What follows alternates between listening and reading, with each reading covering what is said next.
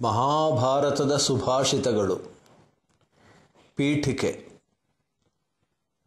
ಭರ್ತೃಹರಿ ಶತಕದಿಂದ ಆಯ್ದ ಕೆಲವು ಸುಭಾಷಿತಗಳ ಪ್ರಸರಣದ ನಂತರ ನಾವು ಜಗತ್ತಿನ ಮಹಾಕಾವ್ಯವೆಂದೇ ಬಣ್ಣಿಸಲಾದ ಮಹಾಕವಿ ವೇದವ್ಯಾಸರ ವಿರಚಿತ ಮಹಾಭಾರತದಿಂದ ಸುಭಾಷಿತಗಳೆಂದೇ ಪರಿಗಣಿಸಲ್ಪಡುವ ಆಯ್ದ ಕೆಲವು ಶ್ಲೋಕಗಳನ್ನು ಈ ಮಾಲಿಕೆಯಲ್ಲಿ ಪರಿಚಯಿಸುತ್ತಿದ್ದೇವೆ.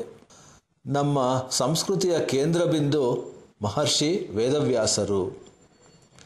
ತಮ್ಮ ಅಗಾಧ ಬುದ್ಧಿಶಕ್ತಿ ಹಾಗೂ ಕರ್ತೃತ್ವ ಕೌಶಲ್ಯದಿಂದ ಜೀವನಾಡಿಯಾದ ವೇದವ್ಯಾಸರು ನಮ್ಮ ಇಡೀ ಸಂಸ್ಕೃತಿ ಹಾಗೂ ನಾಗರಿಕತೆಯನ್ನು ಬಲಪಡಿಸಿದ್ದಾರೆ.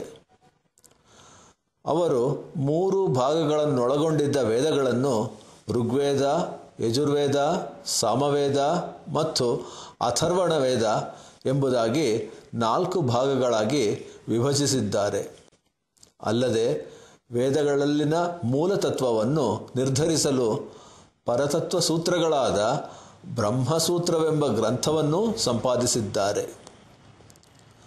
ನಂತರ ಅವರು ಪ್ರಪಂಚದಲ್ಲಿ ಲಭ್ಯವಿರುವ ಕೃತಿಗಳಲ್ಲೆಲ್ಲ ಬಹಳ ದೀರ್ಘಕಾವ್ಯವಾದ 1,00,000 ಶ್ಲೋಕಗಳುಳ್ಳ ಮಹಾಭಾರತವನ್ನು ರಚಿಸಿದ್ದಾರೆ. ಅದಲ್ಲದೆ ಆ ಕಾವ್ಯ ಕಥನದಲ್ಲಿ ಬಹಳ ಮುಖ್ಯ ಪಾತ್ರವನ್ನು ವಹಿಸಿರುತ್ತಾರೆ.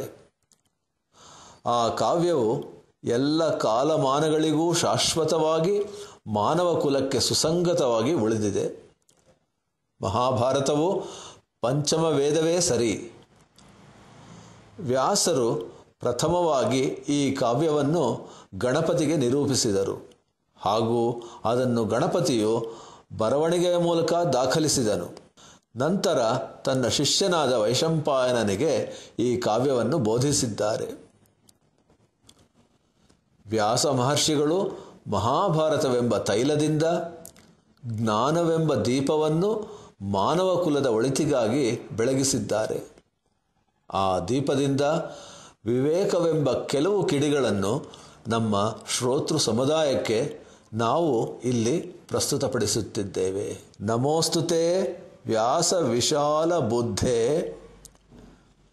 ಫುಲ್ಲಾರವಿಂದಯಾತ ಪತ್ರ ನೇತ್ರ ಯೇನ ತ್ವಯಾ ಭಾರತ ತೈಲ ಪೂರ್ಣ ಪ್ರಜ್ವಾಲಿತೋ ಜ್ಞಾನಮಯ ಪ್ರದೀಪ.